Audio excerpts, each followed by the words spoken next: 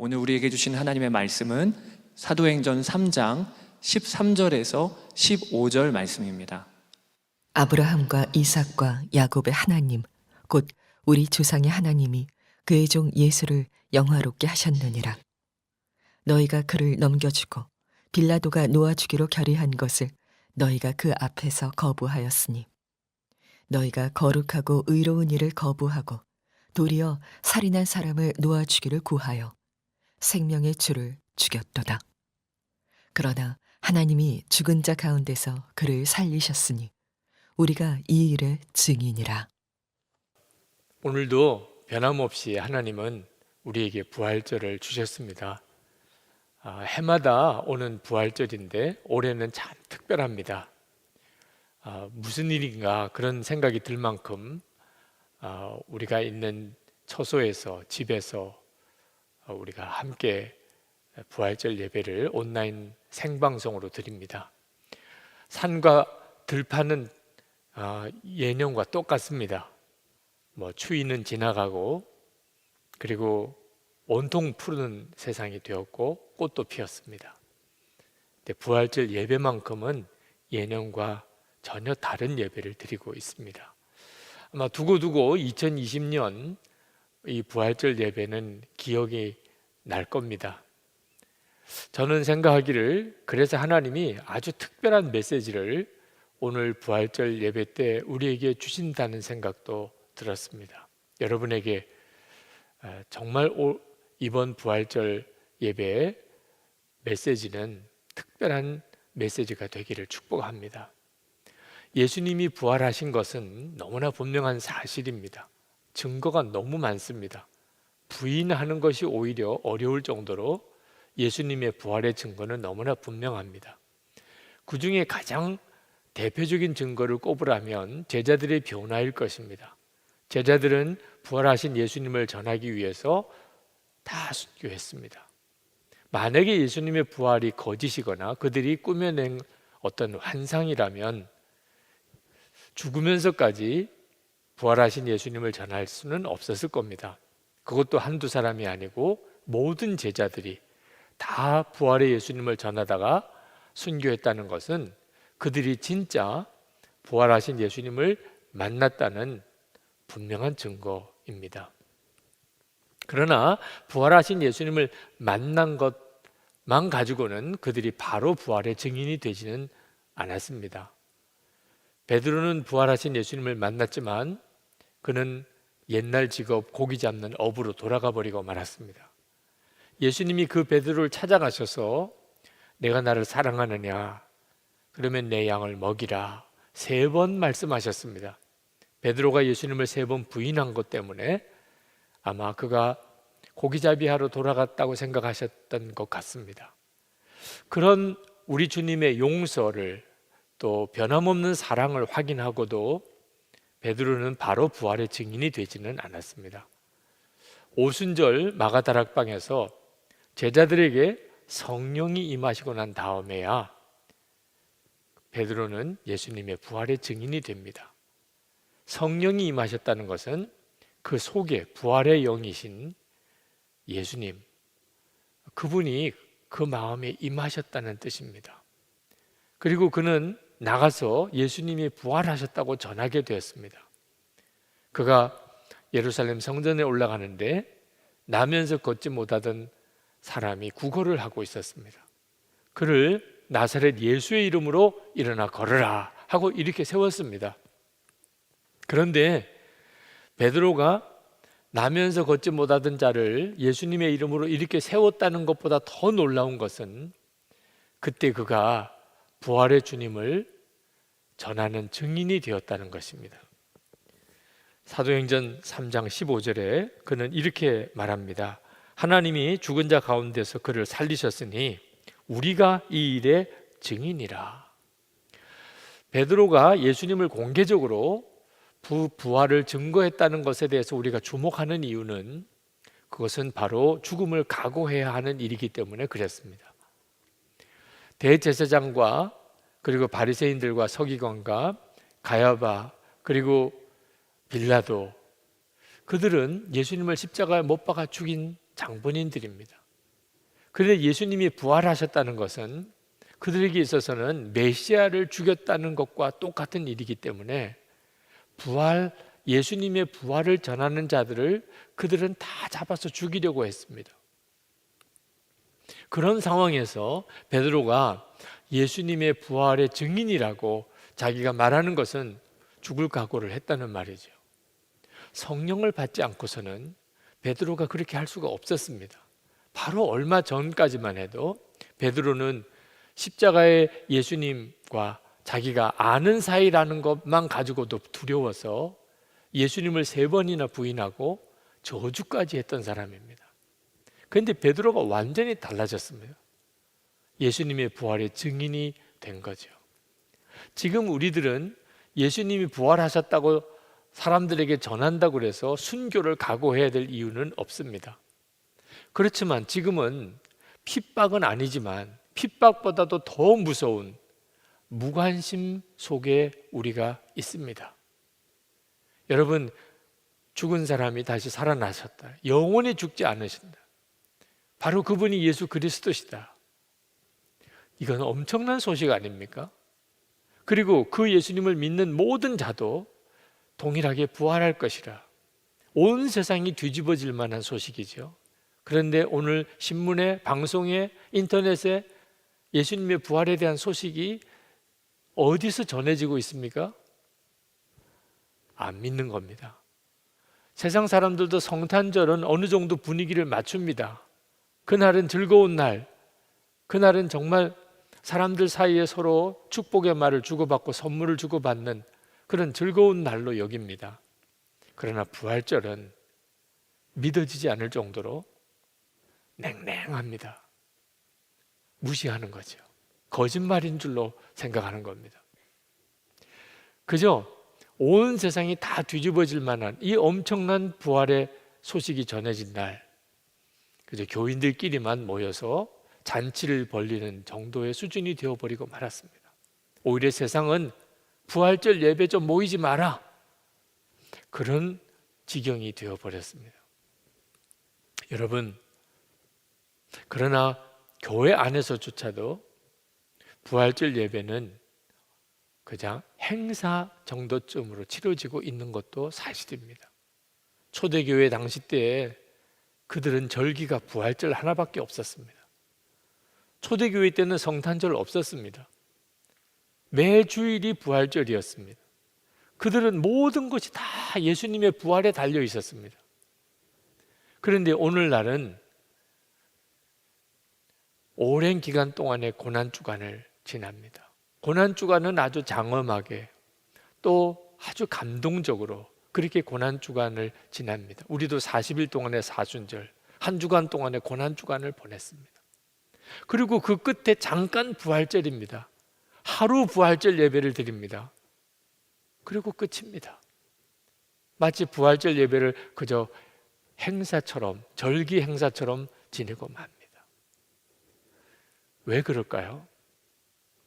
고난주간이 지나고 그리고 부활절이 왔습니다. 이 부활절이 지나고 나면 내년에 다시 고난주간이 옵니다. 그리고 또 부활절을 예배를 드리고 그 다음에 또 고난주간이 옵니다. 예수님의 부활, 참 엄청난 일이지만 그렇다고 해서 우리 안에 뭐 특별하게 변화된 것이 없습니다. 유대인들은 메시아에 대한 사상이 있습니다. 그들은 메시아가 오면 온 세상이 다 달라질 거라고 믿습니다. 새 하늘과 새 땅이 임한다고 믿습니다. 그래서 그들은 예수 그리스도가 메시아라고 믿지 않는 겁니다. 왜? 예수님의 부활로 인해서 세상 달라진 게 없잖아, 그렇게 보이는 거죠. 그러므로 여러분, 지금은 정말 예수님의 부활을 증언해 줄 부활의 증인이 필요합니다. 이 엄청나고 놀라운 예수님의 부활의 증인이 저와 여러분이 되어야 하는 것입니다. 여러분, 예수님의 부활은 정말 놀랍습니다. 세상을 완전히 뒤바꿔 놓는 것입니다. 그러나 도대체 누가 예수님의 부활의 증인이 될 수 있습니까? 성령이 임한 사람입니다. 다시 말하면 부활의 예수님께서 영으로 그 마음 안에 임한 사람이 부활의 증인입니다. 예수님은 그저 2000년 전에 부활하셨다는 것만으로 부활의 증인이라고 할 수 없습니다. 부활절 카드를 나눠주고 부활절 계란을 나눠주는 것만으로 부활의 증인이라고 할 수 없습니다. 그 부활하신 예수님이 내 안에 계시다, 나와 동행하고 계시다, 내 생명이 되셨다고 증언해 줄 수 있는 사람, 그 사람이 필요합니다. 예수님은 약속하셨습니다. 요한복음 14장 18절 19절에 내가 너희를 고아와 같이 버려두지 아니하고 너에게로 오리라. 조금 있으면 세상은 다시 나를 보지 못할 것이로되 너희는 나를 보리니 이는 내가 살아있고 너희도 살아있겠습니다. 정말 부활하신 예수님께서 누구든지 그 주님이 정말 마음에 계신 것을 세상은 보지 못해도 나는 볼 수 있다면 세상 사람들이 부인하고 그로 인해서 핍박을 당한다 할지라도 그는 상관없을 것입니다. 주 60년경에 로마의 초대교회 성도들은 네로 황제의 무지막지한 핍박을 피해서 카타콤베라는 지하 무덤 속에 들어가서 살았습니다. 거기밖에는 갈 데가 없었습니다. 그러나 그들은 그 지하 무덤 속에 300년 동안 거기서 태어나서 거기서 예배하고 거기서 죽으면서 그렇게 살아있으나 죽은 자처럼 그렇게 살았지만 결국 로마를 기독교 국가로 바꿔버리고 말았습니다. 엄청난 부활의 능력이 있었던 거죠. 로마의 초대교회 성도들은 그 밝고 환한 로마의 화려한 도시에서 살 거냐, 어둡고 침침한 죽은 자들의 무덤 그 속에서 살 것이냐. 그들은 부활이 없는 로마의 그 화려함 속에 사느니 부활이 있는 카타콤베 지하 무덤 속에서 살겠다고 선택했던 사람들입니다. 어떻게 그들이 그 지하 무덤 속에서 그렇게 살아낼 수 있었을까요? 부활의 주님이 정말 그들 안에 생명으로 사셨기 때문입니다.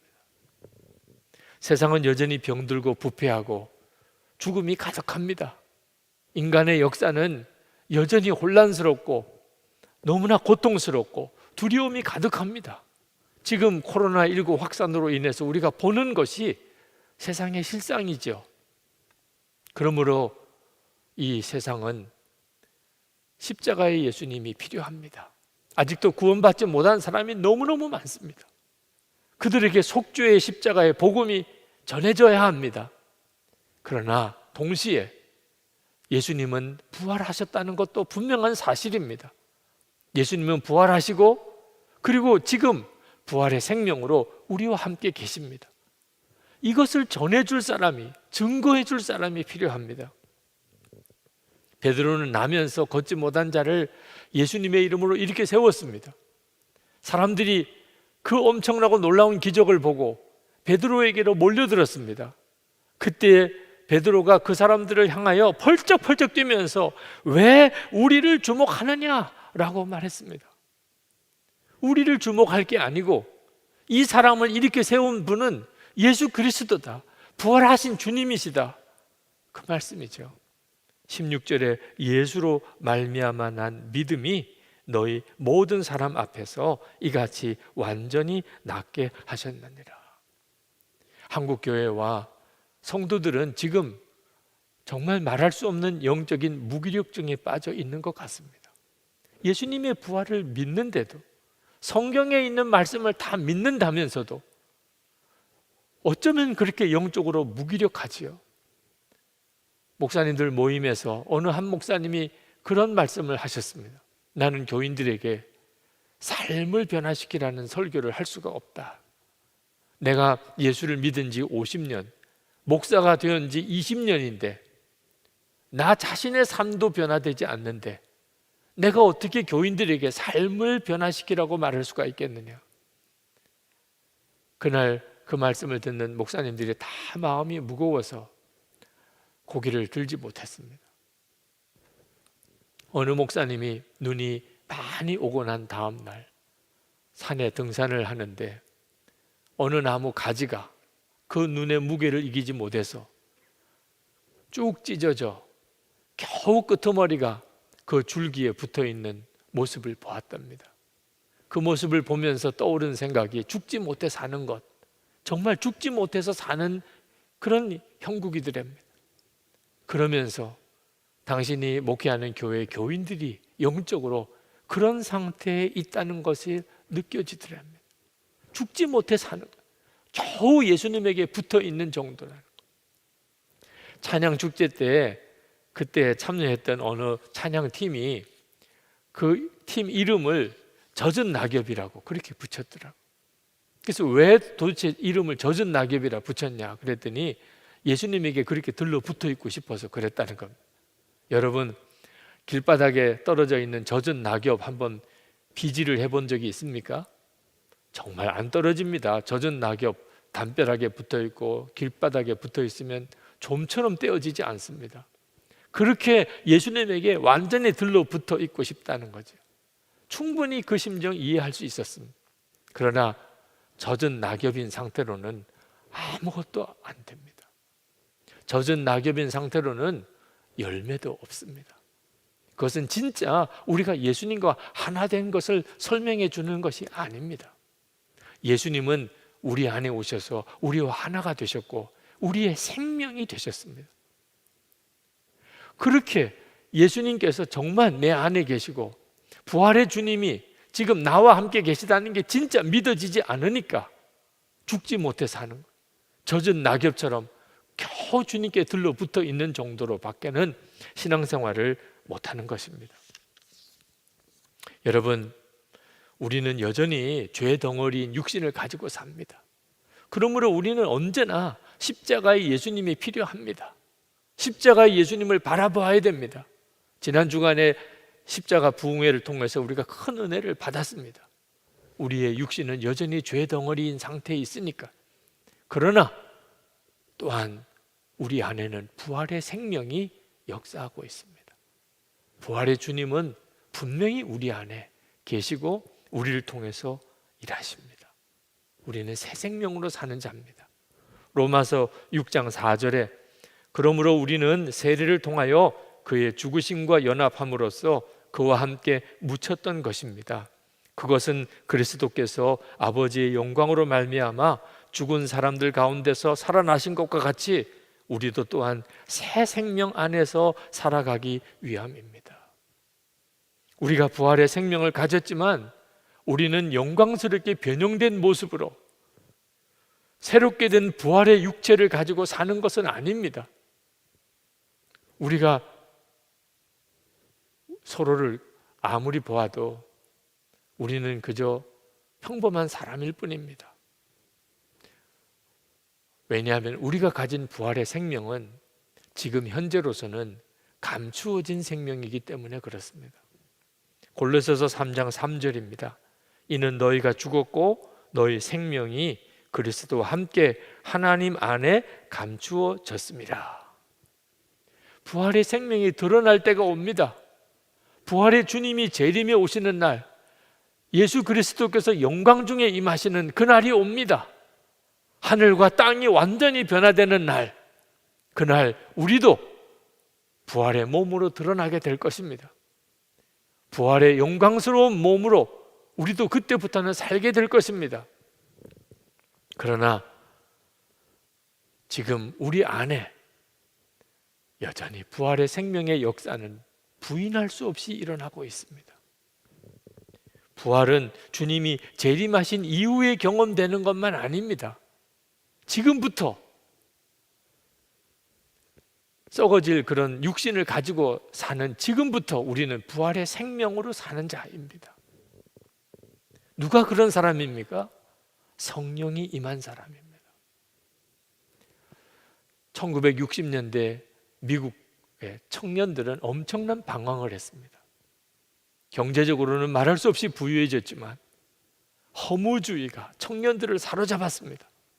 그들은 마약을 하고 학교를 그만두고 직장을 그만두고 길거리에 나와서 맨발로 머리는 길고 그저 통기타를 치고 그들은 허무에 빠져서 히피들의 문화를 이루기 시작했습니다.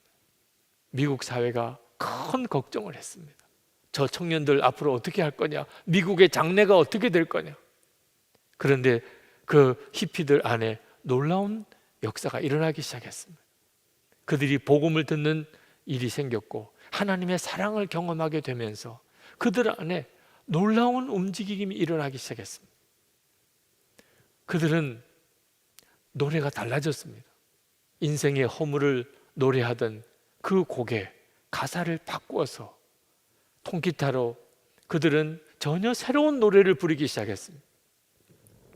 그 대표적인 노래가 작은 불꽃 하나가입니다. 작은 불꽃 하나가 큰 불을 일으키어 곧 주위 사람들 몸 녹이듯 주님의 사랑 이같이 한번 경험하면 그의 사랑 모두에게 전하고 싶으리. 새싹이 돋아나면 새들이 지저귀고 꽃들은 피어나 화창한 봄날이라네. 주님의 사랑 이같이 한번 경험하면 봄과 같은 그 신선함 전하고 싶으리. 부활의 역사가 일어나기 시작한 것. 그 다 죽은 것 같은 그들의 영혼 속에 부활의 역사가 일어나는 것. 이것이 바로 지저스 무브먼트, 예수 운동의 시작이었습니다. 그리고 그 청년들이 다 변화되었습니다. 그들은 다시 학교로, 가정으로, 직장으로 돌아왔습니다. 그리고 지금의 미국을 이끌게 된 겁니다. 저는 지금 우리 한국교회에, 이 사회에, 우리 청년들 안에 이런 예수 동행 운동이 일어나기를 원하는 것입니다. 이것은 성령으로 되어지는 일입니다. 부활의 주님이 우리와 함께 계시다는 것을 분명히 알게 해주시는 것입니다. 주님은 도마에게 너는 나를 보고 믿느냐? 나를 보지 못하고 믿는 자는 복되도다. 그렇게 말씀하셨는데 지금 우리들이 그렇습니다. 우리는 부활의 예수님을 본 게 아닙니다. 그런데도 우리는 부활의 예수님이 우리와 함께 계심을 믿습니다. 이건 정말 엄청난 일입니다. 성령께서 그렇게 하시는 것입니다. 해마다 부활절 설교 때 우리 교인들 중에 부활의 증인을 한 사람씩 여러분에게 소개합니다. 오늘도 그렇게 하고 싶습니다. 요셉 1교구의 최지훈 성도, 여러분에게 부활의 간증을 해주시겠습니다. 저는 어릴 적 아버지의 기억이 없는 채 자랐습니다. 친구들이 아버지와 무엇을 했다는 이야기를 들을 때면 전 당연히 껴들 수가 없었습니다. 저를 홀로 키우셔야 했던 어머니는 어쩔 수 없이 이곳저곳에 저를 맡겨가며 키우실 수밖에 없었고, 어렸을 때부터 남들의 눈치를 보는 것이 습관이 되었습니다. 기분이 좋지 않아도 웃어야만 했고, 외롭지 않고 밝은 척을 해야만 하는 것이 저의 삶이었던 것 같습니다. 그런 저에게 하나님이 찾아오셨습니다. 2018년 9월 어느 날, 마치 사도 바울이 길을 가다가 부활하신 예수님을 만났던 것처럼 저는 길에서 하나님의 이끌림을 경험했습니다. 집으로 돌아가다가 횡단보도 앞에서 파란 신호등이 기다리고 있을 때 갑자기 수많은 질문들이 떠올랐습니다. 왜 내 인생은 기쁘지 않지? 나는 왜 살아야만 하지? 나는 도대체 무엇을 위해 살아가야 되는 거지? 하는 삶의 근본적인 물음들이었습니다. 신호가 4-5번 바뀔 동안 저는 한참을 신호등 앞에 서 있었습니다. 그러다가 결론에 다다른 생각은 이번 일요일에 교회를 나가자 였습니다. 저는 일평생 불신자로 살았고 크리스찬들이 부담스럽게 생각했던 사람이었습니다. 대학교가 미션 스쿨인 관계로 채플에 참여해야만 했지만 그 시간이 너무 싫었고 하나님을 만났다는 이들의 말에 코웃음을 치던 자였습니다. 그랬던 제가 스스로 교회에 나가야겠다고 결심했던 것은 정말 기적이라고 밖에는 설명할 수 없습니다. 평소 독실한 크리스찬이었던 사촌 동생의 도움을 받아 저는 그 다음 주일에 정말 교회에 나갔습니다. 제 평생 처음 나간 교회, 그것이 선한목자교회입니다. 유기선 목사님의 설교를 듣는데 하염없이 눈물이 났습니다. 겨자씨만한 믿음만 있어도 된다. 그 말씀을 하셨는데 그 말씀이 너무나 큰 위로가 되었습니다. 예수님이 제 삶에 그렇게 찾아오신 후로 제 삶엔 엄청난 변화가 일어났습니다. 믿음의 배우자를 만나게 되었고 믿음의 가정을 꾸리게 되었습니다. 한 번은 업무적인 일로 변호사 사무실이 많이 모인 고급 빌딩을 가야만 했고, 점심시간이 겹쳐서인지 많은 인파가 제 앞을 지나갔습니다. 다들 고급 양복과 액세서리를 몸에 두른 것을 보고 있는데 문득 이런 생각이 들었습니다. 예전 같았으면 그들의 모습과 내 모습을 비교해가며 자책하거나 그들을 이유 없이 부러워했을 텐데 전혀 그런 생각이 들지 않고 괜찮아, 이들 중에 내가 주님을 제일 사랑하니까 하는 생각을 하며 기분 좋아했던 기억이 납니다. 예수님을 만나기 전 세상에서 이슈가 되는 정치적인 뉴스를 풍자하는 그림을 그려서 SNS에 올렸습니다. 제법 그 그림들이 알려져 여러 정치기관이나 언론사에서 함께 일해보자는 제안을 받기도 하였습니다. 그러나 어느 순간 그런 그림들이 모든 사람에게 진정한 기쁨을 주는 것이 될 수 없다는 것을 깨닫게 되었습니다. 아내와 함께 기도하면서 하나님을 부정하며 겉으로만 행복한 척 힘들게 사는 분들을 위해 주님의 일을 해야 되겠다 소망을 가지게 되었고, 개인 SNS에 우리의 삶에 동행하시는 주님을 주제로 그 말씀과 함께 그림으로 담기 시작했습니다. 많은 분들께서 제 그림을 보시고 해주시는 응원 중에 이런 응원이 떠오릅니다. 저는 모태신앙입니다. 그동안 주님과의 관계가 너무 멀다고 느끼고 있던 차에 이 그림을 보고 다시 성경책을 펼쳤습니다. 감사합니다. 그렇습니다. 이것이 제가 그림을 그리는 이유입니다. 제가 그림을 좋아하거나 음악을 좋아하는 것은 하나님을 알기 전이나 후나 마찬가지입니다. 하지만 달라진 것이 하나 있다면 그 그림을 누구를 위해 그리느냐, 그 노래를 누구를 위해 부르느냐, 저는 하나님을 위해 그림을 그리고 하나님을 위해 찬양을 하게 되었습니다. 아버지의 사랑을 몰라 내 아이가 태어났을 때 어떻게 아버지로서 이 아이를 대하지? 하는 걱정도 사라졌습니다. 태어나 한 번도 아버지를 불러본 적 없던 제게 너무 완전하신 하나님이 아버지가 되어주셨고, 그 하나님 아버지께 받은 사랑을 전해줄 수 있기 때문입니다.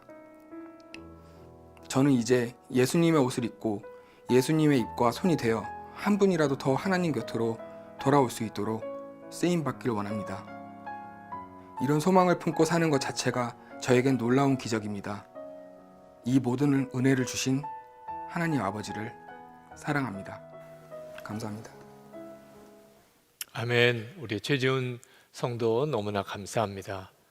그렇습니다. 지금도 부활하신 주님은 우리 안에서 우리의 삶을 바꾸시고 우리를 통해서 세상에 예수님의 부활을 증거하고 계십니다. 지금은 사람들이 멸망으로 치달아가고 있는 것과 동시에 또 이 땅에 하나님의 영광스러운 나라가 세워져 가고 있는 두 가지 일이 함께 일어나고 있습니다. 십자가의 예수님과 부활의 예수님은 지금은 함께 가는 때입니다. 우리가 정말 예수님의 십자가를 지고 주님을 따라가게 되면 우리를 통해서 동시에 부활의 주님이 증거되게 됩니다.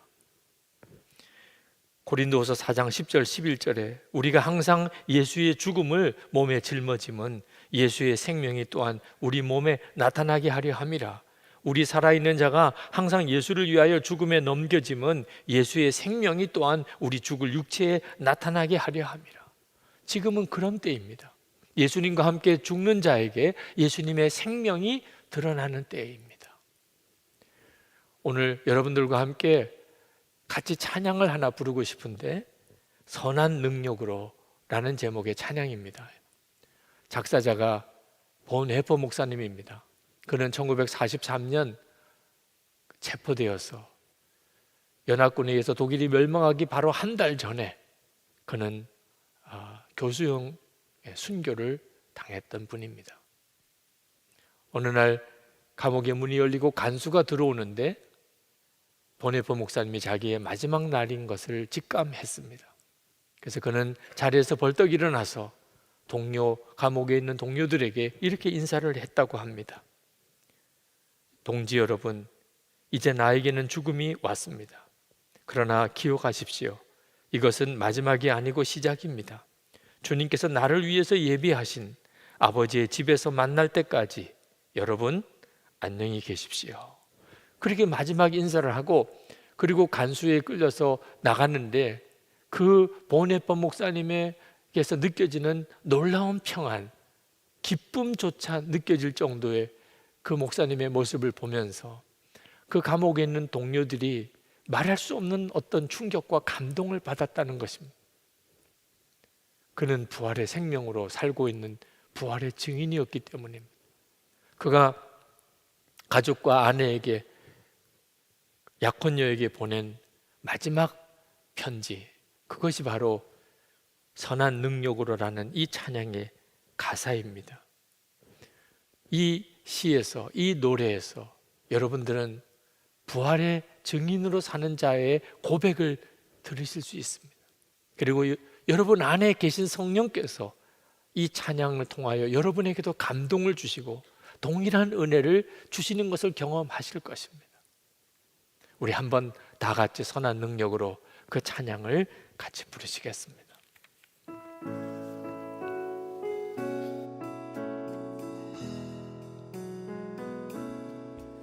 주 선한 능력으로 안으시네.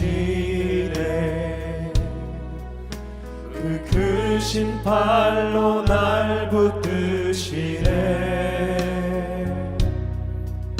절망 속에도 흔들리지 않고 사랑하는 주 얼굴 구하리. 주님이 마신 고난의 승잔을 우리도 감사하며 받으리. 주님의 남은 고난 채워가며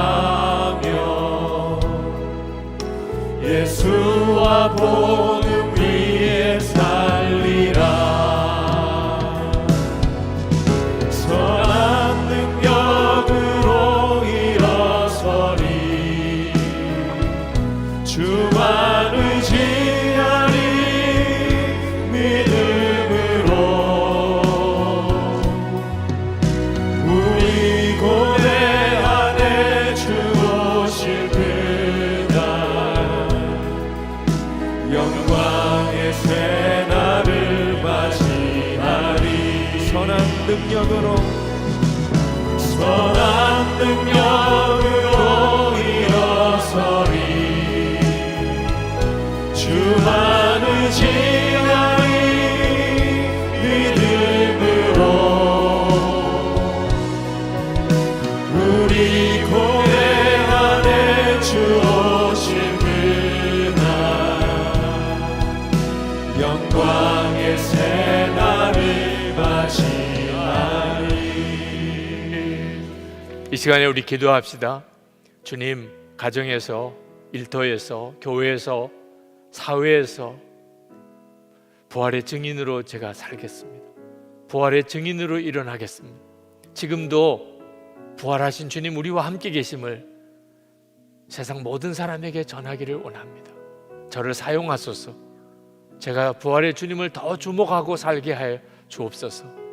우리 같이 통성으로 기도하겠습니다. 은혜와 사랑이 충만하신 아버지 하나님, 놀라우신 하나님의 은혜가 우리의 사모함, 갈망하는 우리의 마음과 심령 속에 임하게 되기를 원합니다. 아버지 하나님, 충만하시고 하나님 역사하소서. 우리를 온전히 사로잡으시고 하나님의 놀라우신 능력으로 우리를 온전히 붙잡아 주소서. 하나님, 어둠이 가득한 세상이지만 부활절 예배를 드리게 하시며 감사드립니다. 사망의 권세를 이겨 부활하신 주님, 우리가 있는 모든 자리에서 찬양하고 또 찬양하고 우리의 눈을 열어 지금 우리와 함께 하시는 부활의 주님을 바라보게 하시고 우리를 짓누르고 있는 사망의 권세 무서워 두려움과 힘과 강과 미움과 전쟁에서 우리를 벗어나게 사랑과 감사와 기쁨의 부활의 증인이 되게 하소서. 우리 그 교회, 나라와 강과 세계 열방에 하나님 부활의 능력이 임하게 하소서. 북한 땅의 어둠 권세 사랑 부활의 새 역사가 시작 코로나19 확산되어 온라인에 퍼져있는 세계 열방의 치유와 회복을 도와여 주소서. 아버지 하나님, 어둠이 가득한 세상이지만 오늘도 부활절 예배를 드리게 하시니 하나님께 감사를 드립니다. 사망의 권세를 이기고 부활하신 주님, 우리가 있는 모든 자리에서 찬양하고 또 찬양합니다. 우리의 눈을 열어 지금도 우리와 함께 하시는 부활의 주님을 더 분명하게 바라보게 해 주옵소서. 우리를 짓누르고 있는 사망의 권세, 무서운 전염병의 확산, 두려움과 염려, 가난, 미움과 전쟁에서 우리가 벗어나게 하소서. 사랑과 감사와 기쁨의 부활의 증인의 삶을 살아가게 해 주옵소서. 한국교회와 우리나라, 북한과 세계 열방의 부활의 능력이 임하게 하여 주옵소서. 특별히 북한 땅에 이제는 어둠의 권세가 다 물러가게 하소서. 부활의 새 역사가 시작되게 하소서. 김국기 목사님, 김정욱 목사님, 최충길 선교사님, 장무석 집사님 속히 석방되게 해 주옵소서. 코로나19 확산으로 인하여 대혼란에 빠져있는 세계 열방의 치유와 회복을 주소서. 주님, 이번 기회에 전 세계 열방에 하나님의 신앙이 회복되게 하소서. 잃어버린 이들이 하나님께로 돌아오게 하소서. 하나님 또한 오늘 부활절 헌금을 통하여 어려운 이웃들에게 부활의 기쁨, 부활의 하나님의 사랑이 전해지게 되기를 원합니다. 어려운 형편 속에서도 여전히 온전한 10의 1조와 감사헌금과 건축헌금과 선교헌금과 구제헌금을 주님께 봉헌하는 사랑하는 성도들의 마음과 중심을 주님 받으시기를 원합니다. 주님의 은혜로 충만하게 하소서. 병든 몸에 하나님의 놀라운 치유를, 가정의 회복을, 성도들의 일터와 기업을 주님이 지키시기를 원합니다. 성도들의 삶 속에 부활의 기쁨이 넘쳐나게 하여 주옵소서. 주님, 해외에 나가 있는 우리 선교사님들, 참으로 어려운 때에 선교지를 지키고 계신 선교사님들의 그 형편과 처지와 가정을 주님이 지켜주시기 원합니다. 우리의 가족과 친지들, 자녀들이 있습니다. 주님, 주의 손으로 붙들어 주시고 주님이 그곳에서 함께 하시고 인도하소서. 모든 성도들, 나라와 열방의 부활의 기쁨, 하나님의 평강이 임하게 하여 주옵소서. 우리 주 예수 그리스도의 은혜와 하나님의 사랑하심과 성령의 교통하심이 부활절 예배를 드리는 모든 성도들과 그 가정 위에 충만하시기를 축원하옵나이다. 아멘. 오늘 우리에게 하나님께서 주신 말씀은 고린도전서 7장 25절에서 40절까지 말씀입니다. 봉독은 35절까지 하도록 하겠습니다. 주님께서 처녀들에 대해서 하신 명령을 나로서는 받은 것이 없습니다. 그러나 나는 주님의 자비하심을 힘입어 믿을 만한 사람이 된 사람으로서 의견을 제시합니다. 지금 닥쳐오는 재난 때문에 사람이 현재 상태대로 살아가는 것이 좋다고 나는 생각합니다. 아내에게 매였으면 그에게서 벗어나려고 하지 마십시오. 아내에게서 놓였으면 아내를 얻으려고 하지 마십시오. 그러나 결혼한다고 할지라도 죄를 짓는 것이 아닙니다. 그리고 처녀가 결혼을 하더라도 죄를 짓는 것이 아닙니다. 그러나 그들이 살림살이로 몸이 고달플 것이므로 내가 아껴서 말해주는 것입니다. 형제 자매 여러분, 내가 말하려는 것은 이것입니다. 때가 얼마 남지 않았으니 이제부터는 안에 있는 사람은 없는 사람처럼 하고 우는 사람은 울지 않는 사람처럼 하고 기쁜 사람은 기쁘지 않은 사람처럼 하고 무엇을 산 사람은 그것을 가지고 있지 않는 사람처럼 하고 세상을 이용하는 사람은 그렇게 하지 않는 사람처럼 하도록 하십시오. 이 세상의 형체는 사라집니다. 나는 여러분이 염려 없이 살기를 바랍니다. 결혼하지 않은 남자는 어떻게 하면 주님을 기쁘게 해드릴 수 있을까 하고 주님의 일에 마음을 씁니다. 그러나 결혼한 남자는 어떻게 하면 자기 아내를 기쁘게 할 수 있을까 하고 세상 일에 마음을 쓰게 되므로 마음이 나뉘어 있습니다. 결혼하지 않은 여자나 처녀는 몸과 영을 거룩하게 하려고 주님의 일에 마음을 쓰지만 결혼한 여자는 어떻게 하면 남편을 기쁘게 할 수 있을까 하고 세상 일에 마음을 씁니다.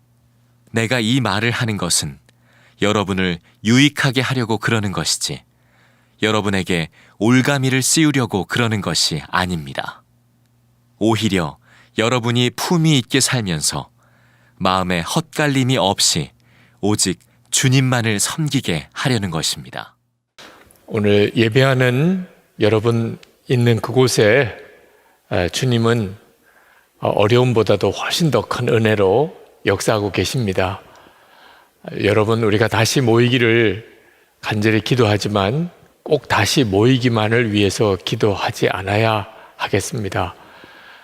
지금 하나님께서 우리에게 무엇을 원하시는가? 주님, 제가 뭘 하기를 원하시나요? 우리가 지금 해야 될 기도입니다. 주님은 지금도 우리와 함께 계시고, 그리고 지금 우리가 겪는 이 어려움보다도 훨씬 더 크신 분이십니다. 주님은 우리에게 어떤 유익을 주시기를 원하십니다.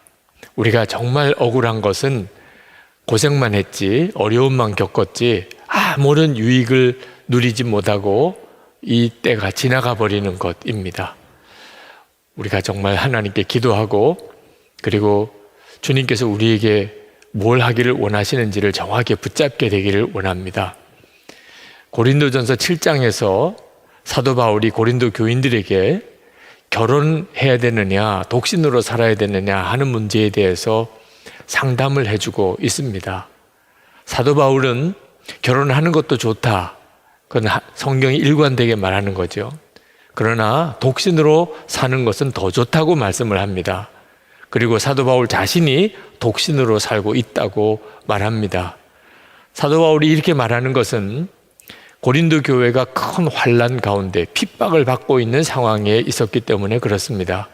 26절에 이렇게 말합니다. 지금 닥쳐오는 재난 때문에 사람이 현재 상태대로 살아가는 것이 좋다고 나는 생각합니다. 지금 고린도 교회에 큰 환난이 핍박이 임했습니다. 사도 바울은 지금 결혼이 좋으냐 독신이 좋으냐, 결혼이 하나님의 뜻이냐 독신으로 사는 게 하나님의 뜻이냐 하는 문제에 대해서 말씀하고 있는 게 아니라는 겁니다. 지금은 큰 환난이 임했고 또 주님이 다시 오실 날이 더 가까워졌다고, 그래서 우리가 주님을 기쁘시게 하는 일을 위해서 오직 마음을 주님께 기울여야 할 때라고 말씀하고 있는 겁니다. 29절에 형제 자매 여러분, 내가 말하려는 것은 이것입니다. 때가 얼마 남지 않았으니. 여러분 중에 때가 얼마 남지 않았으리라는 이 구절이 마음에 특별히 와닿지 않는 분, 또는 비웃는 분도 있을 수 있겠습니다. 왜냐하면 이것은 2000년 전에 기록된 성경입니다. 그때도 때가 얼마 남지 않았다는 겁니다. 그런데 지금 2000년이 지나서 지금도 여전히 때가 얼마 남지 않았다니 이 말씀이 무슨 설득력이 있겠는가, 그런 생각할 수 있겠죠. 초대교회 때부터 벌써 그런 생각하는 사람이 있었습니다. 그래서 베드로 사도가 베드로후서 3장에서 그 대답을 하고 있습니다. 베드로후서 3장 8절부터입니다. 사랑하는 자들아, 주께는 하루가 1000년 같고 1000년이 하루 같다는 이 한 가지를 잊지 말라. 주의 약속은 어떤 이들이 더디다고 생각하는 것 같이 더딘 것이 아니라 오직 주께는 너희를 대하여 오래 참으사 아무도 멸망하지 아니하고 다 회개하기에 이르기를 원하시느니라. 우리 주님 하나님의 뜻은 우리를 심판하는 것이 아니었다는 겁니다. 그러면 벌써 심판하셨죠. 하나님의 뜻은 우리가 다 회개하여 구원받기를 원하시는 겁니다. 그래서 하나님이 자꾸 심판을 뒤로 미루시는 거라는 거죠.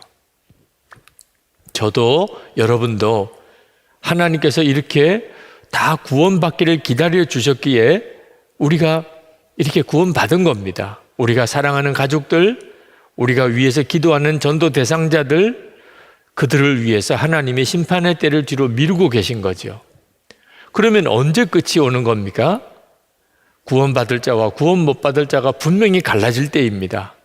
구원 못 받을 자들은 어떤 사람들입니까? 회개할 가능성이 없는 겁니다. 하나님이 기다리시는 것은 죄인이라도 회개하기를 기다리시는 거죠. 그래서 죄가 아니라고 주장하는 사람들, 성경이 분명히 죄라고 말했는데 그건 죄가 아니라고 주장하는 일들이 일어나는 것이 두려운 겁니다. 더 이상 회개할 가능성이 없어졌다. 그게 끝인 거죠. 그리고 여러분, 내일 주님이 오시든 2000년 뒤에 주님이 오시든 그게 사실 무슨 상관이 있습니까? 이 세상 역사는 끝이고, 그리고 주님이 오시고 하나님의 나라가 분명히 임한다면 그날이 내일이든 2000년 뒤에 오는 일이든 우리가 준비해야 되는 것에는 변함이 없는 겁니다. 여러분, 내일 주님이 오신다 그러면 이제부터 바로 살고 2000년 뒤에 오신다 그러면 엉망으로 살 겁니까? 우리에게 있어서 중요한 것은 주님이 지금이라도 오실지라도 우리가 주님을 맞이할 수 있도록 준비되어져야 한다는 거예요. 후회하지 않는 삶, 그런 삶을 살아야 한다는 거죠. 그런 뜻에서 지금 코로나19 확산으로 인하여 우리에게 지금 온 이 혼란스러운 상황, 그리고 지금의 이 어려움이 우리에게 유익할 수 있다는 겁니다. 그것은 우리의 영적인 실상을 지금 점검할 수 있는 거죠. 지금 이 정도 상황에서도 믿음을 잃어버리고 경건한 삶을 유지해서 살지 못한다면 앞으로 더 큰 환란이 오거나 핍박이 오게 될 때는 어떻게 견딜 수 있겠습니까? 어느 목사님은 지금 하나님은 우리 한국교회 성도들에게 예방주사를 놓고 계시다, 그런 말씀을 하셨는데 우리가 새겨들을 말이기도 합니다. 하나님은 앞으로 우리가 어떤 시험과 또 핍박이나 환난 같은 상황이 올지라도 예수님 한 분이면 정말 충분합니다. 저는 주님과 동행하고 살고 있습니다. 그 점에 대해서 우리가 분명할 수 있는 성도가 되기를 원하시는 겁니다. 지금이야말로 그것을 준비해야 되고 점검해야 되고, 그리고 그 점에 대해서 우리가 눈이 뜨여야 할 때라는 것입니다. 사도 바울은 때가 얼마 남지 않았으니 그러면서 29절부터 31절까지 이렇게 권합니다. 아내가 있는 사람은 아내가 없는 것처럼, 슬픈 사람은, 우는 사람은 더 이상 울지 않은, 슬픈 일이 없는 것처럼, 기쁜 사람은 더 이상 기쁘지 않은 것처럼,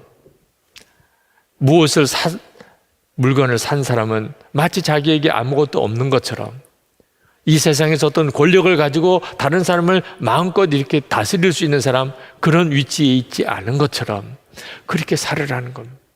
이게 무슨 의미가 있는 거죠? 사도 바울이 말하려고 하는 핵심은 31절 하반절에 이 세상의 형체는 사라진다는 겁니다. 우리가 지금 살고 있는 이 세상은 이제 주님이 오실 때가 되면 다 사라진다는 겁니다. 사람이 죽을 때가 되면 그 마음의 소원도 감정도 다 바뀌게 됩니다. 죽음이 눈앞에 오고 나면 모든 게 다 달리 보이는 거죠. 이 세상 마지막 날에도 똑같습니다. 우리가 이 세상 살아가는 동안에 우리에게 중요했던 일들이 참 많습니다. 남편과 아내로서 부부로 살아가는 것. 그러나 마지막 날이 되면 그보다 훨씬 중요한 문제가 있음을 알게 됩니다. 우리가 이 세상에서 슬플 수도 있고 기쁠 수도 있는 일이 많습니다. 그러나 마지막 날이 오면 그 슬프고 기쁜 것보다 훨씬 중요한 문제가 많다는 걸 알게 됩니다. 우리가 뭘 사고 이 세상의 것을 얻는 것은 그 자체가 중요하지요. 그러나 마지막 날이 되면 그건 아무 의미가 없어집니다. 세상에서 성공하는 것, 권세를 잡는 것 다 중요하지요. 마지막 날이 오면 있어도 되고 없어도 되고 해도 되고 안 해도 되는 일이 되고 마는 겁니다. 그때가 되면 그제서야 진짜 중요한 것, 그것이 무엇인지 깨닫게 됩니다. 영혼이 그렇죠. 하나님이 그렇죠. 하나님의 나라가 그렇죠. 대부분의 사람들이 평소에는 관심도 가지지도 않고 신경도 쓰지도 않고 있는 문제들입니다. 그러나 마지막 날이 오면 진짜 영원한 것, 그때만 진짜 중요하게 남는 것. 그래서 하나님을 위해서, 하나님의 나라를 위해서 사는 것 중요하고, 내 육신보다도 영혼을 중요하게 생각하고 준비하는 일이 중요한 것입니다. 나는 죽고 예수로 사는 믿음이, 예수님과 24시간 동행하는 삶이 그렇게 소중한 것입니다. 주님 한 분이면 충분합니다. 이런 확신으로 사는 것이 얼마나 중요한지 모릅니다. 마지막 날 가서야 그것이 그렇게 중요하다는 것을 깨닫는 사람은 사실은 너무나 후회스럽고 비통할 것입니다. 지금부터 그 눈이 뜨여야 하는 겁니다. 이것이 바로 지금 우리에게 주어져 있는 매우 중요한 문제입니다. 사도 바울이 독신으로 사는 것이 더 좋다고 한 것은 고린도 교회 교인들이 환난 날에 염려 없이 살게 하고 싶어서 그랬습니다. 32절에 그렇게 말씀했습니다. 사실 결혼한 사람은 핍박의 때가 오면 배우자 신경 써야 되고 자녀들 신경 써야 되고, 그러니 마음이 갈릴 수 있다는 겁니다. 그러나 독신자는 그런 환난과 핍박의 때가 왔을 때 그는 어떻게 하면 주님을 기쁘시게 할 수 있을까? 주님의 일에만 마음을 쓸 수 있을 것입니다. 이 말씀은 결혼은 부담스러운 일이다, 결혼은 염려만 많다, 결혼은 귀찮은 일이 많다, 그런 말씀을 하고 있는 게 아닙니다. 독신으로 살면 마음이 편안하다, 독신으로 살면 걱정할 게 없다, 독신으로 살면 마음대로 살 수 있다, 그런 뜻으로 하시는 말씀도 아닙니다. 만약에 그것 때문에 독신으로 살려고 한다면 그는 이기적이고, 그리고 정말 자기 중심 개인주의적인 사람일 것입니다. 절대로 하나님의 뜻일 수 없는 겁니다. 성경은 분명히 결혼이 하나님의 뜻이라고 했습니다. 그러나 주님을 위해서 사는 은사가 있는 사람은 독신으로 사는 것이 더 좋을 수도 있습니다. 결혼이 행복을 주는 것 아니고 독신으로 사는 것이 행복을 주는 거 아닙니다. 결혼해서 불행한 것도 아니고 독신으로 살고 있기 때문에 불행한 것도 아닙니다. 행복과 불행은 결혼이냐 독신이냐에 달려있는 게 아닙니다. 전적으로 주님과의 관계에 달려있는 겁니다. 우리를 행복하게 해주는 그분은 예수님밖에 없습니다. 사도 바울의 관심은 35절에 있는 말씀처럼 환난이 닥칠지라도 품위 있게 살면서 마음이 헛갈림이 없이 오직 주님만을 섬기게 하려는 것입니다. 이것이 사도 바울이 정말 오늘 말씀하려고 하는 것입니다. 만약에 그럴 수 있다면, 품위 있게 살고 마음에 헛갈림도 없고 오직 주님만을 위해서 그렇게 살 수 있다면 결혼도 유익한 것이고 독신도 유익한 것입니다. 데이빗 베너가 쓴 거룩한 사귐의 눈뜨라라는 책에 보니까 그 저자가 어느 모임에서 크리스찬 부부의 삶에 대하여 강연을 했습니다. 크리스찬 부부는 함께 살면서 영적으로도 서로 사귐이 있어야 하고 또한 영적인 동지가 되어야 된다 하는 내용의 강연을 했습니다. 그때 그 강연을 듣고 어느 여성도 한 분이 대단히 화를 내면서 항의를 했다고 했습니다. 우리가 결혼 관계를 유지하고 있는 것만도 얼마나 힘든 줄 아세요? 여기에 영적인 우정을 다 갖추라니 우리 보고 죽으라는 말이에요? 그렇게 이야기를 했다는 겁니다. 부부 생활이 그렇게 힘들다는 거죠. 그런데 부부 사이에 영적인 동지까지 되라고요? 제가 그 책을 읽으면서 저희 부부 관계를 생각해 보았습니다. 우리 부부는 어떻게 살고 있는가? 제가 마음에 깨달아지는 것이 있었습니다. 결혼해서 부부로 살기 때문에 신앙생활이 조금 더 힘들어지는 경우도 있습니다. 사도 바울이 그것을 걱정하는 거죠. 그러나 결혼해서 부부로 살기 때문에 오히려 더 믿음이 자라고 주님을 위하여 더 일을 잘할 수도 있구나 하는 것을 깨달았습니다. 저는 결혼하기 전에 저 자신을 잘 알지 못했습니다. 그런데 결혼하고 난 다음에 제가 남편이 되어보고 아버지가 되어보니까 제가 얼마나 문제가 많은 사람인가를 비로소 알게 되었습니다. 결혼하지 않았다면 아마 모르고 지났을 일이 많았을 겁니다. 저는 제 아내와 함께 살면서 저 자신이 참 많은 변화를 가져왔습니다. 지금 제가 이만큼 믿음이 있는 것도, 그렇게 주님의 일을 하는 것도 제 아내가 옆에서 저를 잘 도와주었기 때문, 결혼해서 서로 유익함을 주었기 때문이라고 저는 깨달았습니다. 여러분, 종교개혁을 했던 마틴 루터는 독신이었던 캐톨릭 사제였습니다. 그런데 그가 종교개혁을 하고 난 다음에 수녀였던 카타리나 폰 보라와 결혼을 했습니다. 그가 결혼했던 것에 대한 여러 논란도 있기는 합니다만, 실제로 루터는 결혼을 하고 난 다음에 그는 종교개혁을 끝까지 감당할 수 있는 그런 유익을 많이 얻었습니다. 그 일례 중에 하나가, 한 번은 마틴 루터가 종교개혁에 여러 어려운 일이 겹치면서 크게 낙심하고 좌절했었습니다. 그러고는 집에 들어갔는데 아내가 상복을 입고 그리고 곡을 하고 있는 겁니다. 화가 났습니다.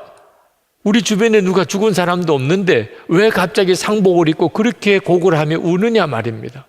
그래서 아내에게 당신 미쳤어? 도대체 누가 죽었다고 이렇게 곡을 하고 있는 거요? 그때 아내가 말했습니다. 당신이 믿는 하나님이 죽었잖아요.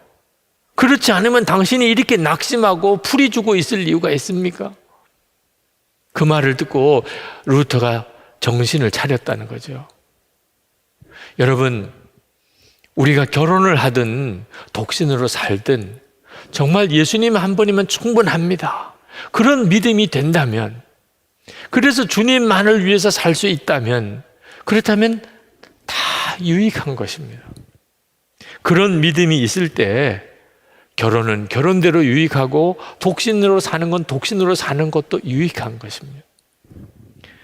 유명한 가스펠 가수였던 레나 마리아, 그는 태어날 때 두 팔이 없던 장애인이었고 한쪽 다리도 그저 살덩어리 하나가 붙어 있을 정도, 온전한 다리 형태를 가진 것은 한쪽 다리밖에 없었습니다. 그가 태어났을 때 엄마가 그 태어난 아기를 보여달라고 했는데 의사가 3일 동안을 보여주지 않았습니다. 산모가 너무 충격을 받을까 봐. 그랬던 그녀가 이렇게 이야기를 했습니다. 만약에 누군가 나에게 예수님이 부활하셨고 지금 살아계시다는 증거를 대라고 한다면 나는 내 약한 육신과 날마다 주님을 찬양하는 나의 입술을 보여줄 것입니다. 누가 예수님이 믿어지지 않는다, 예수님의 부활도 그분이 지금도 살아계시다는 것도 나는 믿을 수가 없다고 하면 자기에게 보내달라는 거예요. 내 이 연약한 육신을 보여주고, 그리고 내가 주님을 찬양하는 그런 찬양을 들려주는, 부인할 수 없는 증거, 예수님이 지금도 살아계신다, 부인할 수 없는 증거라는 거예요. 예수님을 정말 바라보고 예수님 한 분이면 충분한 믿음을 가졌기에 이 세상에서 가장 불행할 수밖에 없는 것 같은 그 여인이 세상에서 가장 행복한 삶을 살고 있다는 것입니다. 여러분, 아직도 영생이 믿어지지 않는 사람이 있습니까? 가나안 농군학교를 세웠던 고 김영기 장로님이 그런 말씀하셨습니다. 탄생은 또 하는데 어째서 중생도 영생도 믿을 수 없다고 하느냐? 여러분, 우리는 계속 한 사람이 태어나는 것을 보잖아요. 그게 얼마나 놀라운 일입니까? 그 이전까지는 전혀 존재하지 않았던 어떤 사람이 태어나는 겁니다. 아무것도 없었던 곳에서부터 한 존재가 태어나는 거예요. 이것도 우리가 보고 있다면 그 사람이 중생하고 그 사람이 영생하게 되는 것을 어찌 믿을 수 없다고 하느냐 말입니다. 예수님을 믿는다는 것은 정말 놀라운 일입니다. 진짜 예수님 한 분이면 충분한 거예요. 우리가 예수님을 믿어도 정말 이렇게 믿을 수 있어야 하는 겁니다. 이렇게 예수님이 믿어지면 그러면 그 사람이 결혼을 하든 독신으로 살든 그는 더 이상 자기 자신을 위해서 살지 않게 됩니다. 주님을 위해서 살게 되고 다른 사람, 이웃을 위해서 살게 됩니다. 예수님 한 분이면 충분하니까요. 선교사 출신인 어느 목사님이 그 파송교회에서 한국에 개척교회를 세워주시겠다고 하는 바람에 한국으로 들어오시게 됐습니다. 그런데 약속한 교회에서 그 약속을 제대로 지켜주지를 못해서 교회를 개척해야 되는데 아무런 도움도 없이 그렇게 교회를 세워야만 하게 되었습니다. 3개월 동안을 고생을 하다가 교회 설립을 앞두고 복음학교를 들어가게 되었습니다. 그 복음학교 자매 간사와 인터뷰를 했습니다. 그 자매 간사가 전화로 질문을 하더래요. 선교사님이시니까 목사님은 예수님 한 분이면 충분하시지요. 그 질문에 자기가 글쎄요 라고 대답을 했다는 거예요. 그러면서 우셨어요. 자기가 선교사로 있을 때는 정말 예수님 한 분이면 충분합니다라고 믿었고 그렇게 설교도 하고 외쳤다는 거예요. 그런데 3개월 동안 집도 없고 그리고 애들 학교도 보내지 못하고 짐도 풀지 못해서 트렁크 끌고 다니고 교회는 섬길 교회는 없고 그렇게 살아보니까 예수님 한 분이면 충분합니까? 라는 질문을 받았을 때 자기도 모르게 글쎄요 라고 대답을 하더라는 거예요. 여러분, 예수님 한 분이면 진짜 충분합니까? 만왕의 왕이시고 온 인류의 구주이시고 그분이 지금 내 안에 오셨는데 그 예수님 믿으면 충분하잖아요. 그런데 그게 진짜 충분합니까? 지금 우리가 정말 점검해야 하는 겁니다. 우리는 지금 결혼을 해야 되냐, 독신으로 살아야 되느냐 하는 문제에서 이 점만 분명하다면 예수님 한 분이면 충분하다. 그러면 결혼과 독신의 문제는 그 자체가 큰 문제가 되는 게 아닌 겁니다. 어려운 일이 벌어졌을 때 우리 영적인 실상이 다 드러납니다. 코로나19 확산 문제로 인해서 여러 가지 어려움이 겹치는 지금 교회는 교회대로, 개인은 개인대로 영적인 실상이 다 드러납니다. 진짜 예수님 한 분이면 충분했는지, 정말 예수님을 믿고는 살았는지 다 드러납니다. 우리 안에 염려가 있습니다. 어려운 상황 때문에 오는 걸까요? 그렇지 않습니다. 우리 자신 속에 문제가 있는 겁니다. 우리가 예수님을 진짜 믿게 되면 온 세상보다 크신 주님이 내 안에 계신 것이 정말 믿어지면 어떻게 염려할 수 있겠습니까? 음란의 문제로 요즘 사회적으로 큰 지금 무리가 빚어지고 있습니다. 여러분, 많은 사람이 자기가 성적인 욕망이 너무 강해서 음란물이 너무 도처에 많아서 음란을 해결하지 못한다고 생각합니다. 그건 스스로 속이고 있는 겁니다. 만약에 부모님이 있다면, 배우자가 있다면, 어린 자녀들이 있다면 그가 음란물을 보겠습니까? 음란물을 보지 않을 수 있는 의지도 능력도 우리에게 이미 있습니다. 스스로가 어쩔 수 없이 음란물을 본다고 스스로 속이고 있는 겁니다. 무엇보다도 우리 안에 주님이 함께 계신 것이 정말 깨달아지고 눈이 뜨인다면 아마 음란물을 돈을 주고 보라고 해도 안 볼 겁니다.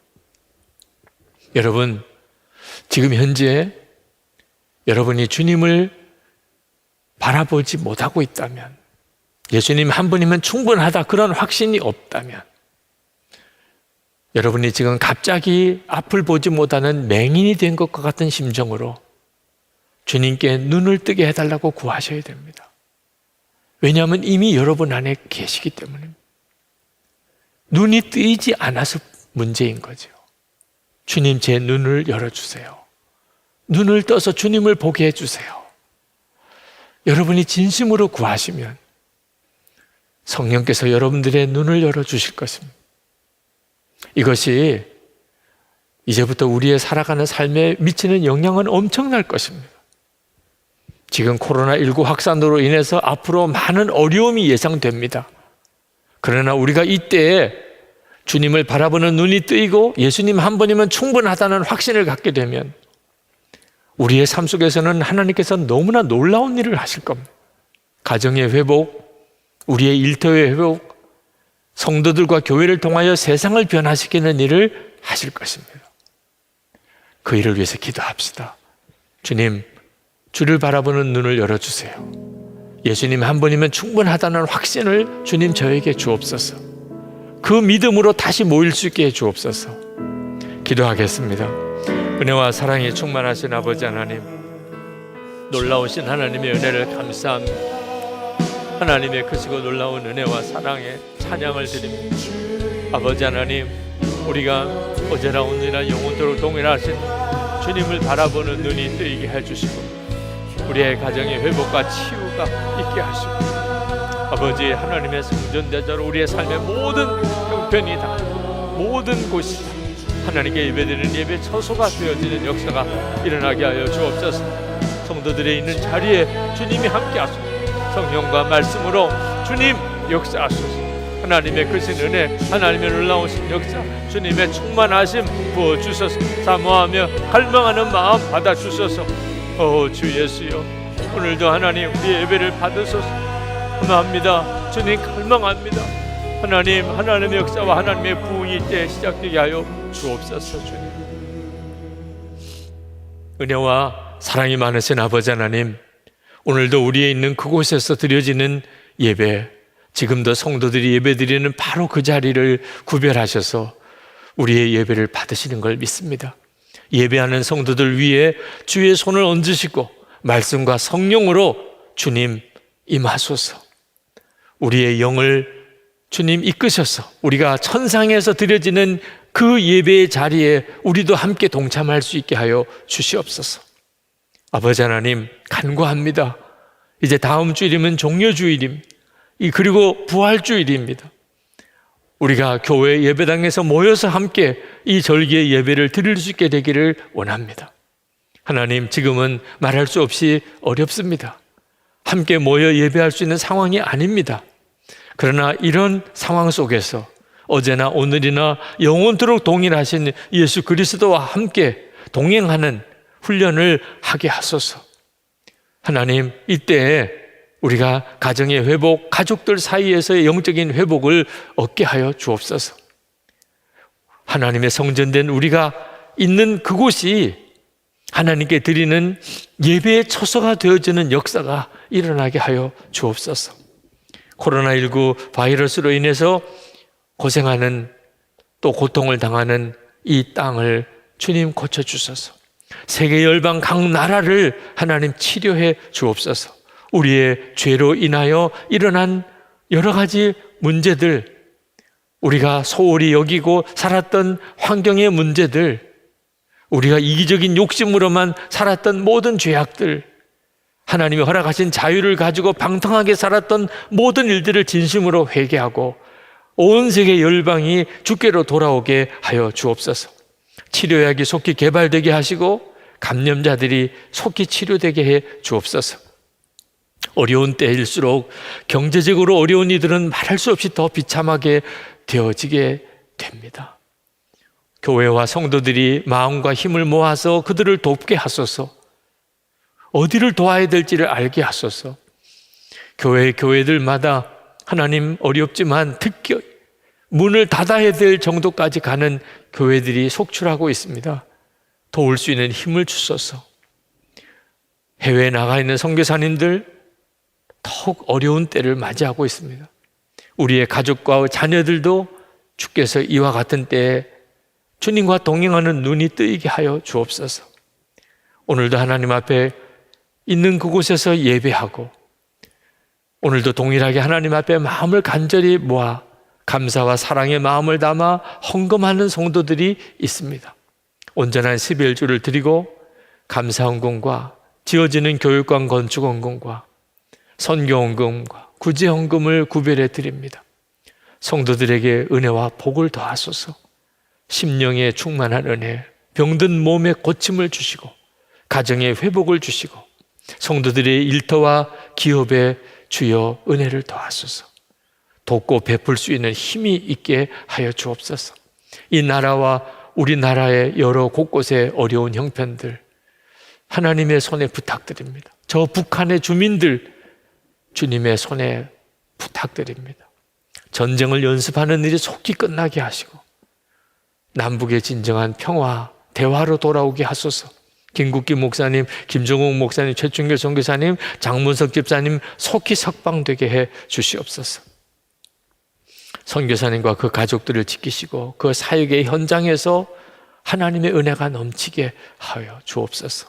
아버지 하나님, 예배하는 모든 성도뿐만 아니고 이 나라와 세계 열방에 하나님의 평안을 주소서.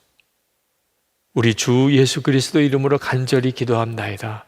아멘. 오늘 우리에게 주시는 말씀은 누가복음 19장 28절에서 44절 말씀입니다. 예수께서 이 말씀을 하시고 예루살렘을 향하여 앞서서 가시더라. 감람원이라 불리는 산 쪽에 있는 벳바게와 베다니에 가까이 가셨을 때 제자 중 둘을 보내시며 이르시되 너희는 맞은편 마을로 가라. 그리로 들어가면 아직 아무도 타보지 않은 나귀 새끼가 매여 있는 것을 보리니 풀어 끌고 오라. 만일 누가 너희에게 어찌하여 푸느냐 묻거든 말하기를 주가 쓰시겠다 하라 하시매 보내심을 받은 자들이 가서 그 말씀하신 대로 만난지라. 나귀 새끼를 풀 때 그 임자들이 이르되 어찌하여 나귀 새끼를 푸느냐 대답하되 주께서 쓰시겠다 하고 그것을 예수께로 끌고 와서 자기들의 겉옷을 나귀 새끼 위에 걸쳐놓고 예수를 태우니 가실 때 그들이 자기의 겉옷을 길에 펴더라. 이미 감람산 내리막길에 가까이 오심에 제자의 온 무리가 자기들이 본 바 모든 능한 일로 인하여 기뻐하며 큰 소리로 하나님을 찬양하여 이르되 찬송하리로다. 주의 이름으로 오시는 왕이여 하늘에는 평화요 가장 높은 곳에는 영광이로다 하니 무리 중 어떤 바리새인들이 말하되 선생이여 당신의 제자들을 책망하소서 하거늘 대답하여 이르시되 내가 너희에게 말하노니 만일 이 사람들이 침묵하면 돌들이 소리 지르리라 하시니라. 가까이 오사 성을 보시고 우시며 이르시되 너도 오늘 평화에 관한 일을 알았더라면 좋을 뻔하였거니와 지금 내 눈에 숨겨졌도다.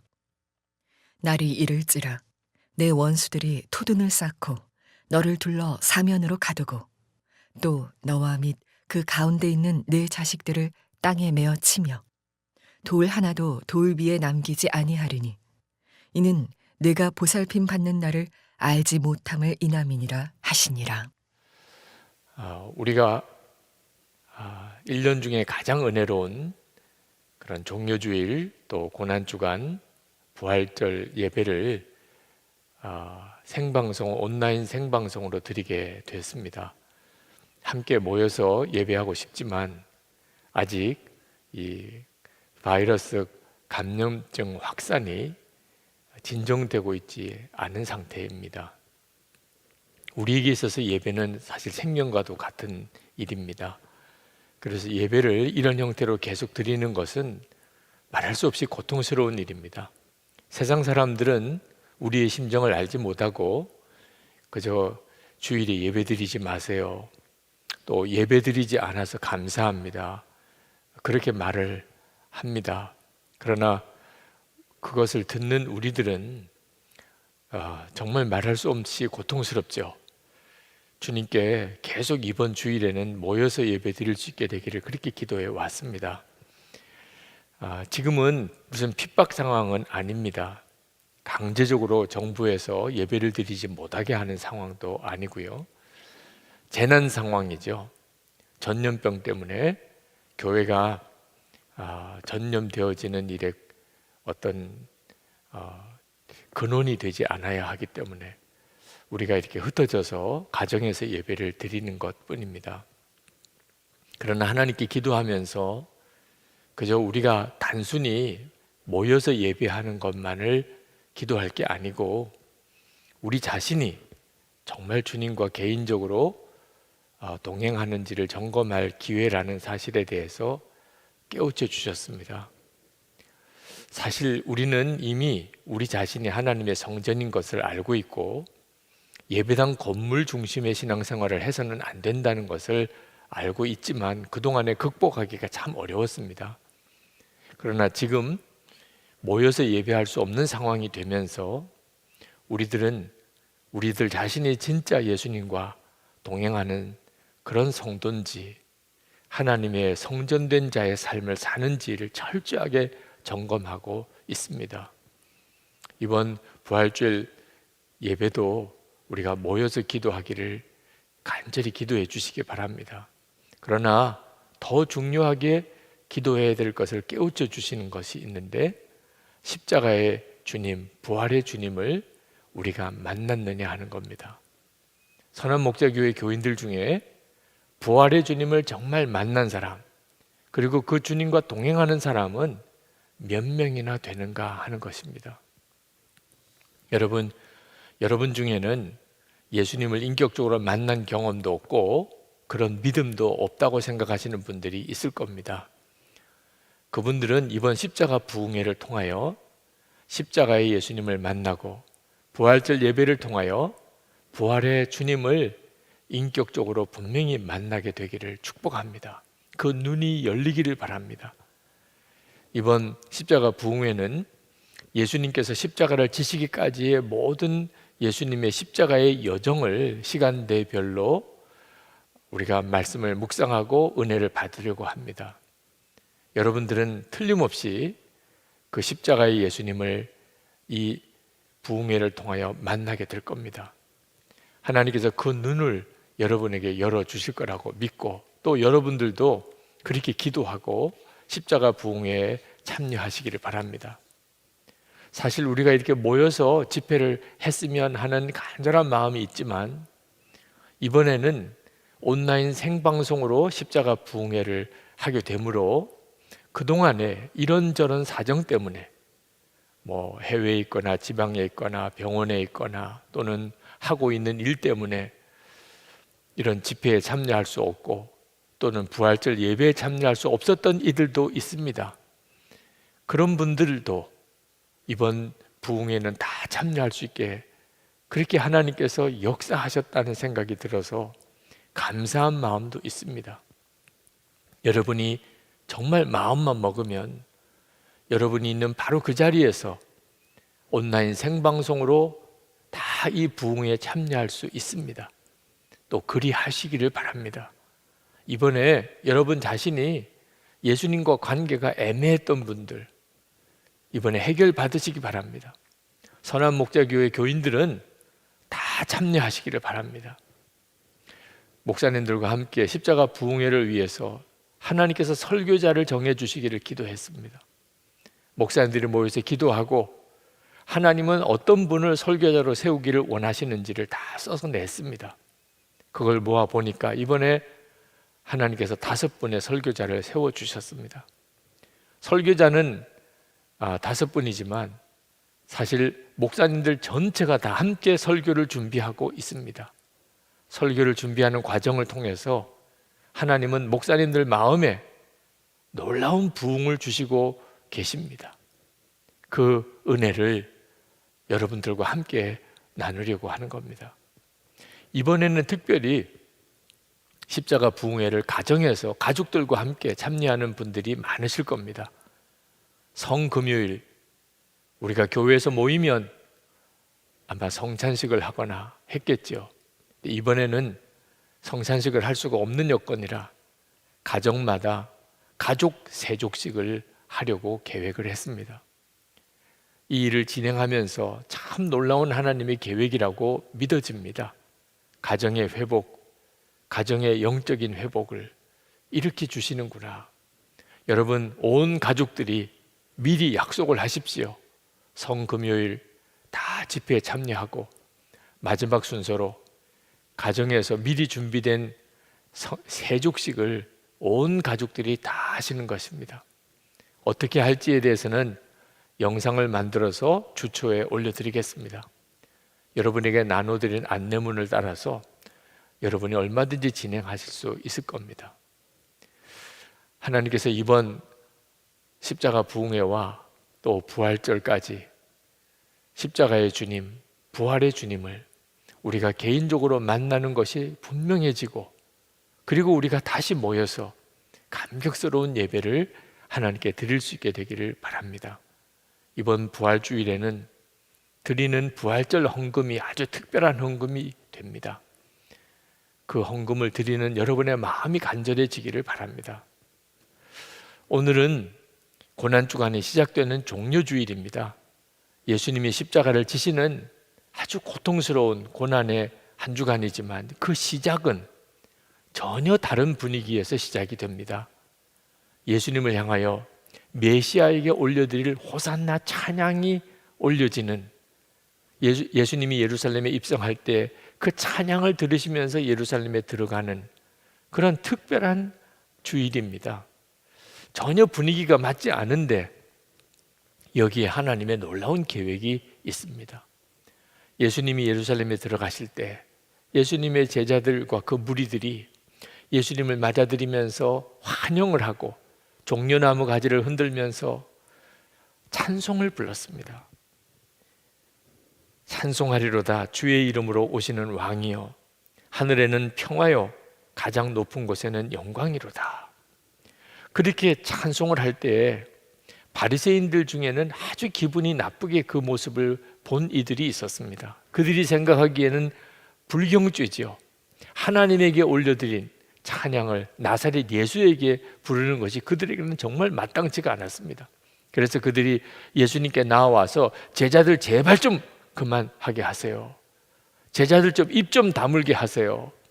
그랬을 때 예수님께서 그 바리새인들에게 아주 엄히 책망을 하시면서 깜짝 놀랄 말씀을 하셨습니다. 40절에 만일 이 사람들이 침묵하면 돌들이 소리를 지르리라. 예수님께서 이 말씀을 하신 의도는 종려 주일 찬송이 반드시 있어야 한다는 겁니다. 예수님은 십자가에 달리려고 들어가시는 길인데 그런데도 찬송은 있어야 한다는 겁니다. 예수님께서 제자들의 찬송을 들으시면서 기분이 아주 좋으셨기 때문에 그렇게 하신 걸까요? 바리새인들이 찬송하지 못하게 해달라 그런 말을 들을 때 예수님이 자존심도 상하고 기분이 아주 나쁘셔서 책망을 하신 걸까요? 그렇지 않습니다. 예수님은 예루살렘에 들어가실 때 호산나 찬송을 받으실 때 예수님의 마음이 기뻤다기보다는 예수님은 마음에 슬픔이 가득했습니다. 눈물이 가득했습니다. 예수님께서 성을 바라보시면서 우셨습니다. 41절에 보면 가까이 오사 성을 보시고 우시며 이르시되 너도 오늘 평화에 관한 일을 알았더라면 좋았을 뻔하였거니와 지금 내 눈에 숨겨졌도다. 이스라엘 백성들은 주 70년 끔찍한 일을 당합니다.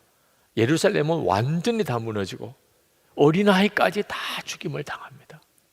그런 끔찍한 일을 예수님은 아시고 우신 거예요. 예루살렘에 있는 그 사람들을 향하여. 그러나 예수님은 단순히 그때 예루살렘 거민들을 위하여 우신 것만 아닙니다. 겟세마네 동산에서 십자가 지시기 전날 밤 그렇게 통곡을 하고 우셨습니다. 히브리서 기자는 그때 예수님이 우셨던 일에 대하여 이렇게 말씀합니다.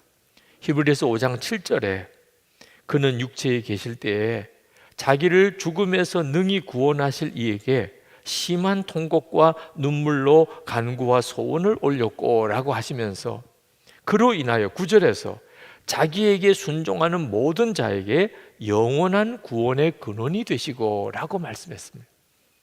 그러니까 예수님께서 그렇게 우셨던 것은 저와 여러분 예수님으로 인하여 구원받을 모든 이들을 위하여 그렇게 우셨던 겁니다.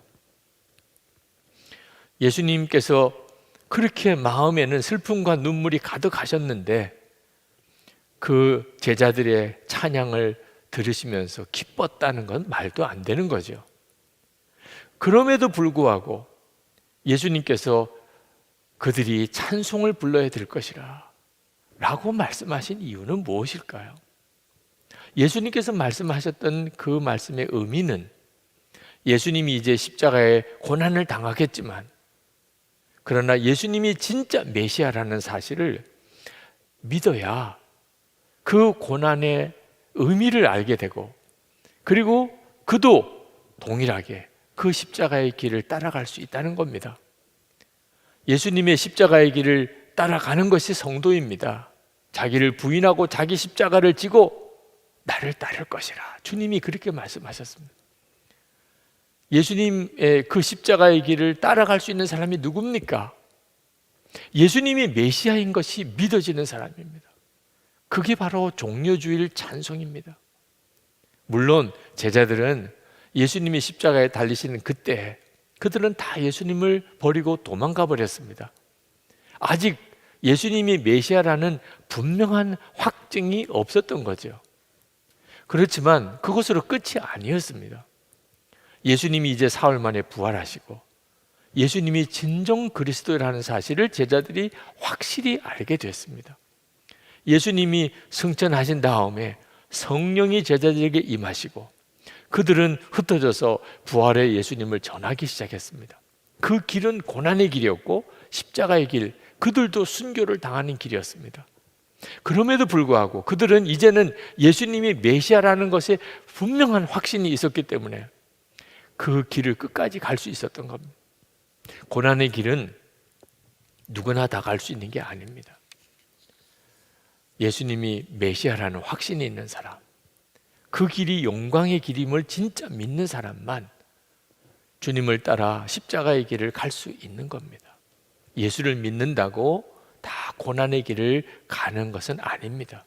어떤 사람은 고난의 길이 너무 싫어서, 고난의 길을 가는 게 너무 부담스러워서 주님을 따라 고난의 삶을 살지 않습니다. 살 수도 없습니다. 누가 도대체 고난인 줄 알고도 그 길을 갈 수 있겠습니까? 그런데 말입니다.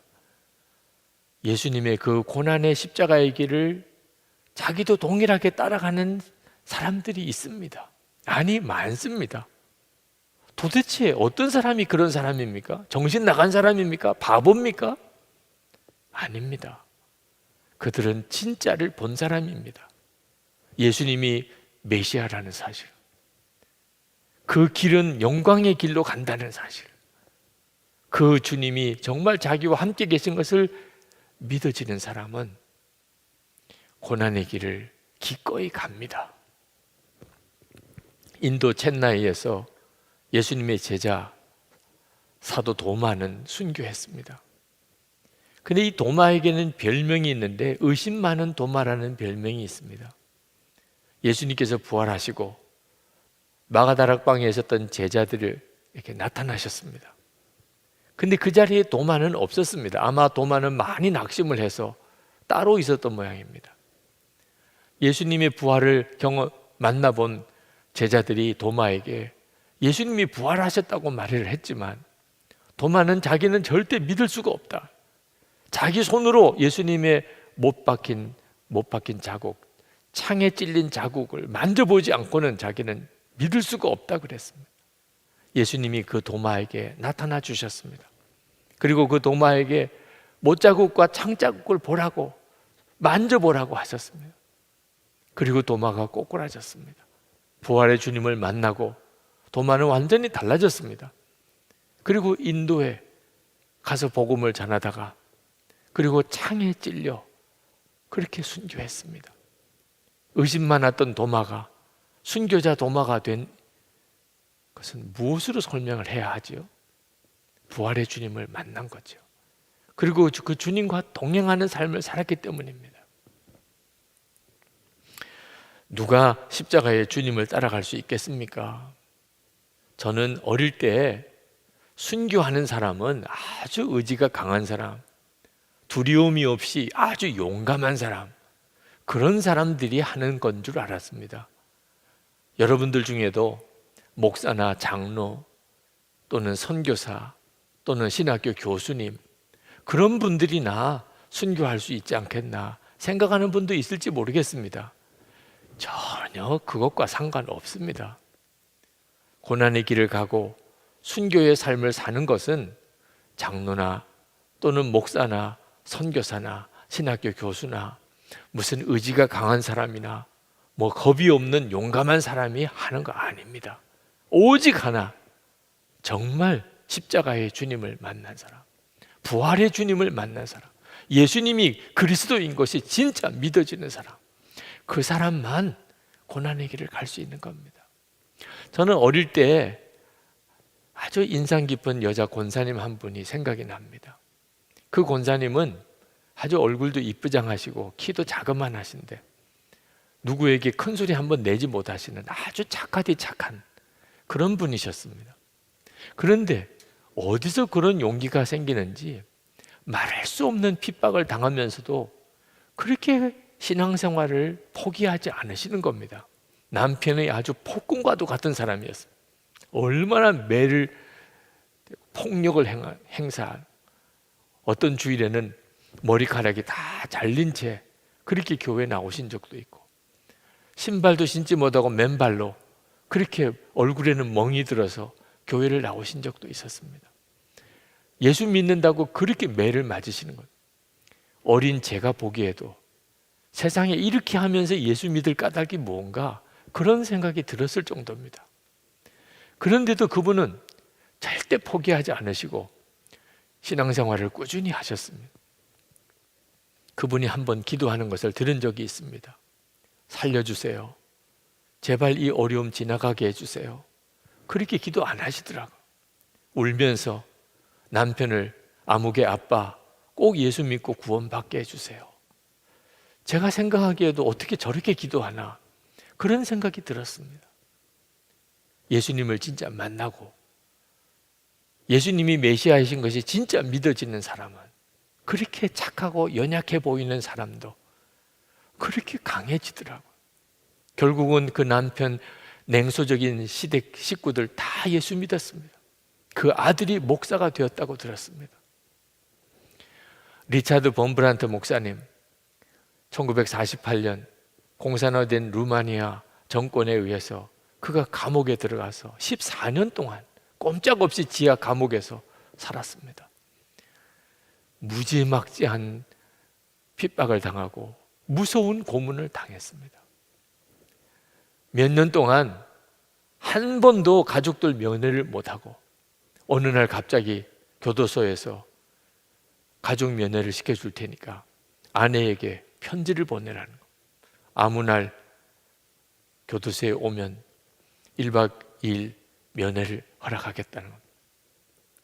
얼마나 가슴이 설레는지 아내에게 엽서를 보냈습니다.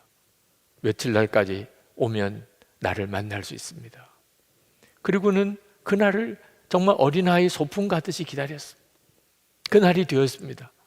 그 교도소에 있는 모든 죄수들이 다 면도를 하고 새로 온 옷을 입고 그리고 가족이 면회 오기를 기다리고 그리고 한 사람씩 가족 면회를 하러 나갔습니다. 아무도 없는 감옥에 혼자 있었습니다. 교도소 당국에서 그 범브란트 목사님 아내에게 보낸 엽서를 중간에서 다 폐기해 버렸습니다. 전달도 안 됐습니다. 그걸 알지 못하는 범브란트 목사님은 아내가 이제나 올까 저제나 올까 기다리고 있는데 방송이 들렸습니다. 거기에서 이렇게 말합니다. 너를 사랑하는 사람은 아무도 없어. 이제 너를 사랑하는 사람은 아무도 없어. 그 말을 듣는데 전혀 사실이 아니라고 생각을 하면서도 자기도 모르게 눈물이 나더랍니다. 그냥 흐느껴 울었다는. 조금 더 있다가 또 방송이 나옵니다. 너를 기억해 주는 사람은 아무도 없어. 이제는 사람들이 다 너를 잊어버렸어. 그 혼자 있는 감옥에서 몸부림을 쳤다는 겁니다. 그 다음 날 면회를 하고 돌아온 동료 죄수들이 혼자 있는 범브란트 목사님을 보고 놀리기 시작했습니다. 어떤 사람은 아주 입에 닿기 험한 말을 했습니다. 내 아내가 바람이 났나 보다. 딴 남자랑 사나 보다. 그때 또 방송이 들려옵니다. 하나님은 죽었다. 하나님은 존재하지 않는다. 근데 범브란트 목사님이 그 말이 마음에 믿어지기 시작하더라고요. 그때 순간 성경에 배교의 때가 이를 것이다 하는 말씀이 있음이 생각이 났답니다. 야, 그렇구나. 이렇게 배교를 하게 되는 거구나. 그러면서 예수님께서 십자가의 무덤에 묻히셨을 때 완전한 절망, 모든 게 다 끝난 그 상황, 예수님을 따라다니던 여인들이 그럼에도 불구하고 포기하지 않고 예수님의 무덤 곁에서 울었던 때 그 여인들 생각이 나더랍니다. 그들은 다 끝난 것 줄로 알았습니다. 그럼에도 불구하고 그들은 무덤을 떠나지 않고 울었습니다. 지금 내가 그렇게 해야 되는 거구나. 하나님이 왜 이렇게 하시는지, 아내는 왜 찾아오지 않는지 도무지 모든 걸 알 수가 없었습니다. 그러나 자기가 할 수 있는 일은 그저 우는 거 하나밖에 없다는. 그래서 그는 하나님께 그렇게 기도했습니다. 하나님, 저 그냥 울겠습니다. 무덤가에 있었던 여인처럼. 리차드 범브란트 목사님이 결국은 석방되게 됩니다. 석방되던 날 그 교도소의 문이 열리고 나와 보니까 온 세상은 푸르른 나무로 아주 화창한 날씨였습니다. 얼마나 조용한지 그저 풀벌레 소리도 다 들리는 정말 완전히 딴 세상이었습니다. 그때 리차드 범브란트 목사님이 뒤에 보초가 지켜보는 그 보초도 들을 수 있을 정도로 큰 소리로 하나님께 기도했습니다. 하나님, 이 감옥 안에서도 언제나 저와 함께 하셨습니다. 제가 이 감옥 바깥에 나와서 더 큰 기쁨을 누리는 것처럼 그렇게 기뻐하지 않게 해주십시오. 하나님은 거기서나 여기서나 똑같으셨습니다. 그날 아들이 물었습니다. 아빠, 그 고통 속에서 아빠가 배운 게 뭐예요? 아빠가 얻은 유익이 뭐예요? 그가 아들에게 그렇게 대답했습니다.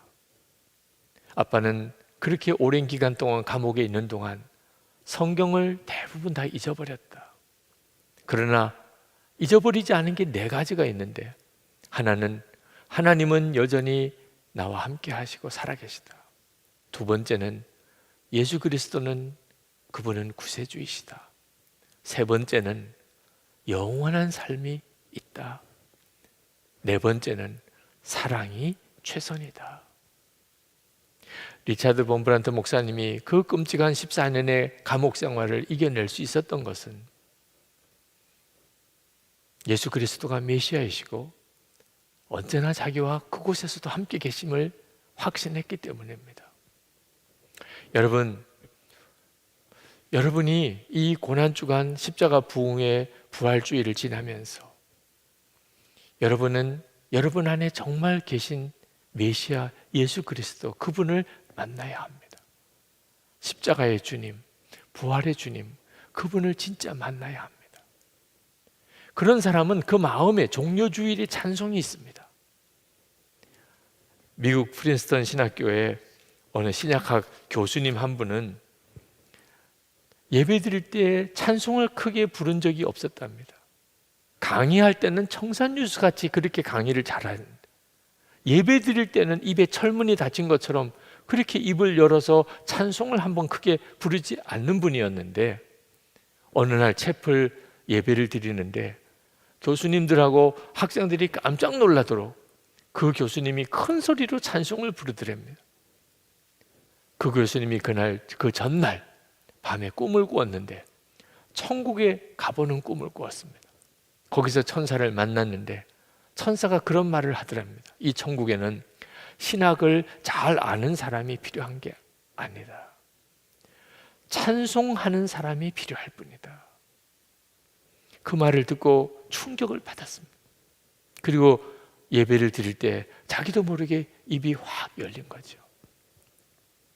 여러분에게는 종려주일 찬송이 마음에 있습니까? 메시아이신 예수님을 향한 그런 뜨거운 찬송이 여러분에게 있습니까? 여러분이 그 점을 점검해야 합니다. 예수님을 정말 만난 사람은 찬송하지 않을 수가 없습니다. 2014년 교회에서 저에게 안식년을 허락해 주셔서 고난주간 부활주일을 예루살렘 성지에서 거기서 지낸 적이 있습니다. 참 특별한 경험이었습니다. 성금요일에 예수님이 십자가 지시던 그 모든 여정을 다 그 현장을 따라서 걸어보았습니다. 이스라엘에 계신 목사님 한 분이 안내를 해주셔서 예수님의 십자가의 길을 다 걸어보았습니다. 큰 감동이었습니다. 저는 이번에 여러분이 이번 십자가 부흥의 기간 동안 여러분도 그런 마음으로 매일매일 주님을 따라가 보시기 바랍니다. 성지에 있으면 그 나름대로의 감동이 있겠지만 꼭 그럴 필요가 없습니다. 말씀을 따라 주님을 따라가는 것이 진짜입니다. 이번에 여러분이 말씀을 따라 주님을 한번 따라가 보시기 바랍니다. 그러면 순간순간 주님을 바라보는 눈이 뜨이게 되고 정말 예수님을 만났다, 그렇게 담대하게 고백할 수 있는 사람이 될 겁니다. 주님과 뜨겁게 하나가 되는 여러분의 마음에 찬양이 있고 뜨거운 사랑이 있고 주님을 실제로 만나는 체험이 있게 될 때 이 고난주간은 마치 신혼여행과 같은 그런 특별한 은혜가 있을 겁니다. 또 그렇게 되기를 축복합니다.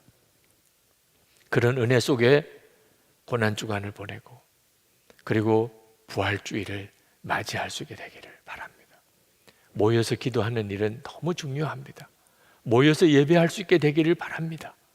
그러나 먼저 해야 될 것이 있습니다. 주님을 인격적으로 만나는, 십자가의 주님을 만나고 부활의 주님을 만나야 합니다. 그 일을 위해서 우리 기도합시다.